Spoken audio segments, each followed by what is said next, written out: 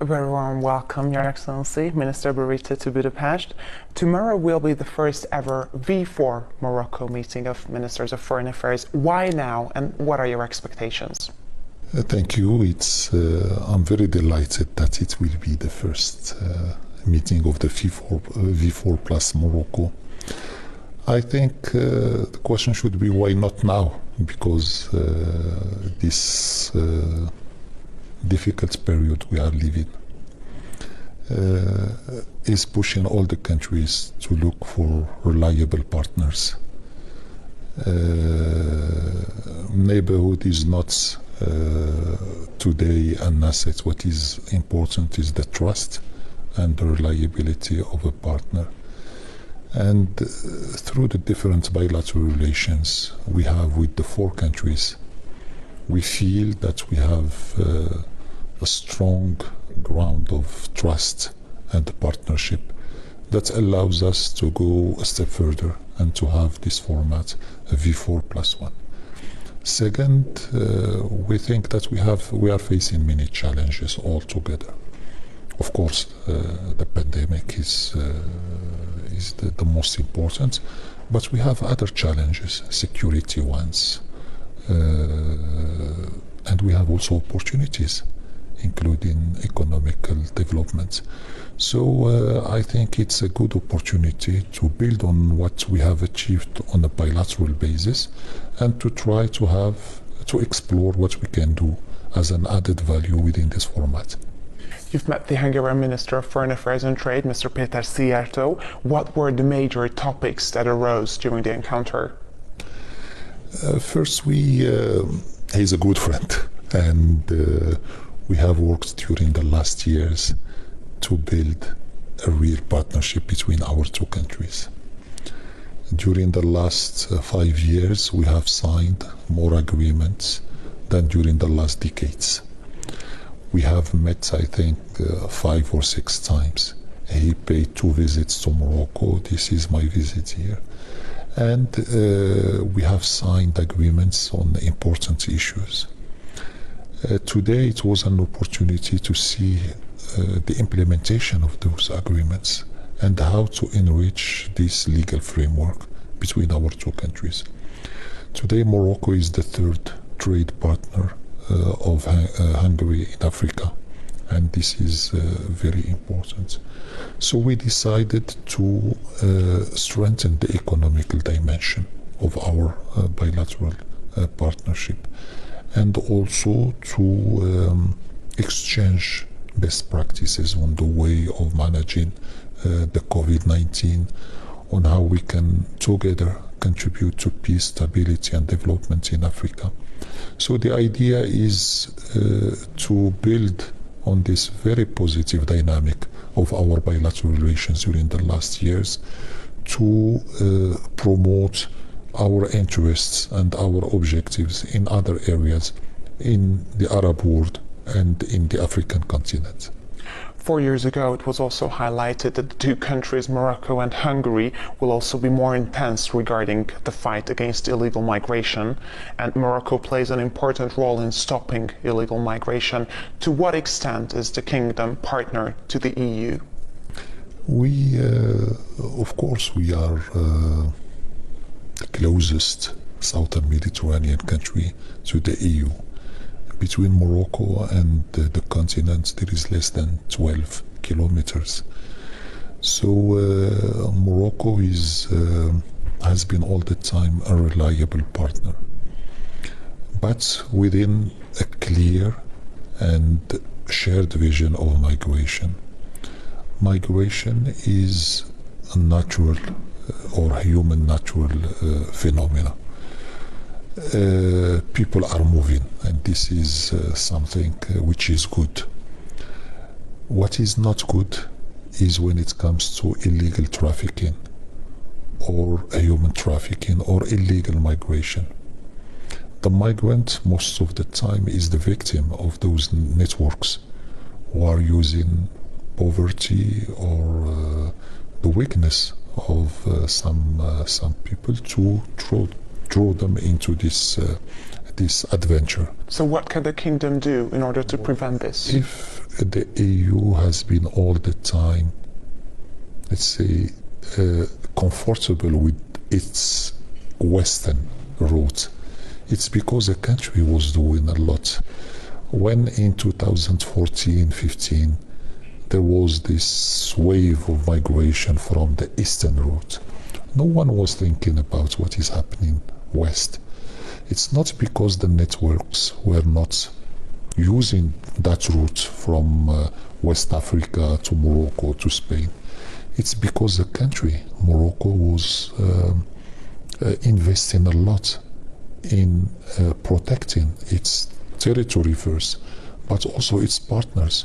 You know, we have almost 8,000 from our security forces mobilized on a daily basis to secure the Mediterranean shores. We have also integrated 60,000 people from sub-Saharan Africa, which came to Morocco as a transit country, but who stayed in Morocco as a country of destination.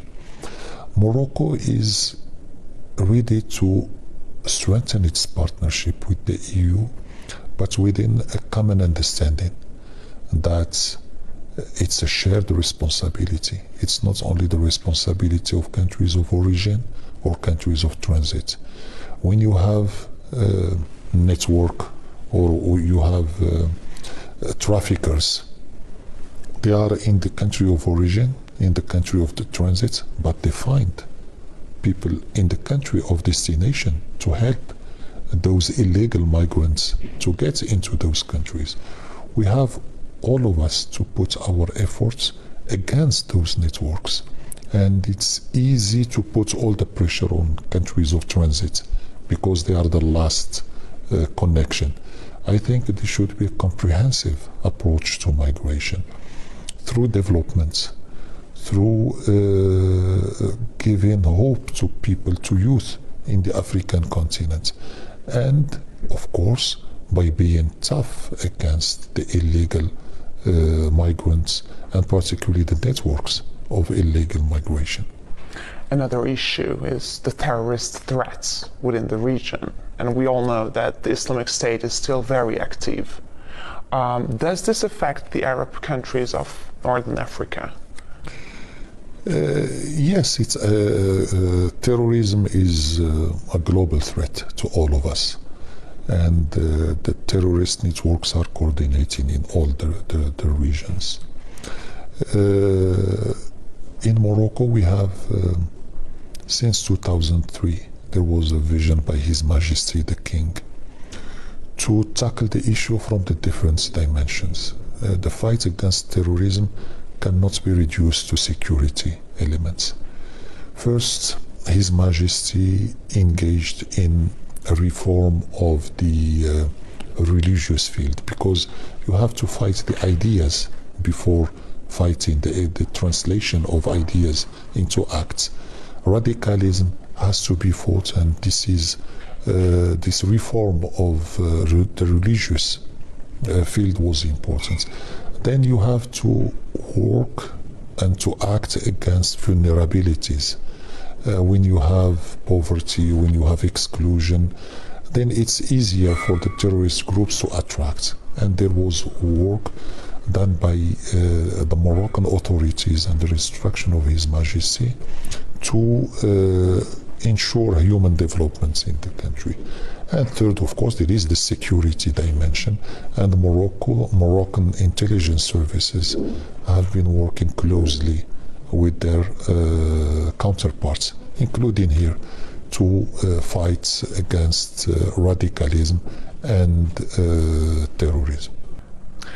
Another issue is there has been a fight over the Western Sahara for many years now. We call it Moroccan Sahrawi. You call it Moroccan Sahara. It is one of the least densely populated regions in the world. It is a former Spanish colony, however, it is seen by Morocco as its own sovereign territory. Why is the Moroccan Sahara conflict heating up again? It's important because it's for Morocco, the Sahara has been all the time Moroccan, and it will remain Moroccan. You know, in these difficult periods, you need strong states, and you need states to defend their identity and their territorial integrity. The Sahara was occupied by Spain in the 19th century. It has never been independent. It has been all the time part of Morocco. And in 75, Morocco and Spain negotiated an agreement by which Morocco recovered back the Sahara. So today, what you call the Western Sahara, which is the Moroccan Sahara, I was reading it. I learned it from the news, the international press. It's completely part of the Moroccan territory. You can take a flight, go to the Sahara, and you will not find a difference between Dakhla or Casablanca or Tangier. And by the way, in Dakhla there is the World Championship on windsurf every year. So it's not an area of war or area of conflict. It's a very quiet area, and I invite the Hungarian people to go and see it, and they will discover that the reality of the Sahara, like the other parts of Morocco, very quiet, very calm, and very attractive. We must speak about the current coronavirus situation, because you also mentioned it. About 950,000 infections have been registered in the kingdom. We've seen many waves, as you've mentioned already. What is the vaccination rate in the country? It's almost 65% of the population, and Morocco is the most advanced African country in vaccination. His Majesty's vision was from day one that protection is good, but vaccination is also important. So under instructions of His Majesty, we started discussions on the vaccine since April 20, 1 month after the first case was discovered in Morocco. And His Majesty followed personally those discussions and called the Chinese president. Unlike here in this country, we didn't look to vaccination from the dogmatic, ideological, or geopolitical point of view. For us, Sinopharm, Sputnik, Pfizer, all of them are, if necessary to save lives of people, we don't get into those discussions. And so that's why we had an agreement with Sinopharm, we have an agreement with AstraZeneca, we had an agreement with Pfizer, and today Morocco is about to produce a fill and finish vaccine in Morocco in collaboration with Sinopharm. And last July, His Majesty chaired a ceremony where 2 agreements were signed, one for fill and finish, and second one for manufacturing of vaccines in Morocco for the country, but also for Africa. We've talked about many challenges, issues, conflicts. How does Morocco see the future of Africa, the continent? In this war, there are 2 schools: the Afro-pessimism and the Afro-optimism. Morocco and His Majesty belongs to the Afro-optimists. We think that Africa is not a threat. Africa is an opportunity. Africa is an opportunity for business. Africa is an opportunity for development. Africa has the most vital demographic components in the world. Africa will be in 2050 2.5 billion. And so either we invest in the continent to make it an opportunity for all of us, or we will have a burden for all of us. For His Majesty and for the Kingdom of Morocco, we are Afro-optimists. His Majesty paid 51 visits to the African continent. We invested a lot in the continent. And today we consider that for countries like Hungary or V4 countries, we can have a triangular cooperation, Morocco, Hungary, and Africa, for business, for training, for development of youth. And I think this is the way we should look to Africa. Africa is 35 million people getting every year to the middle class. And this is something very important in terms of investment, way of life. We have to trust Africa, and we have to accompany what the Africans want. Africa is not a problem. The problem is the approach to Africa. For sometimes, some countries or some political groupings have looked to Africa from like tutors. We will teach you what you have to do in the continent. Others have looked to Africa as a threat, and we have to contain it.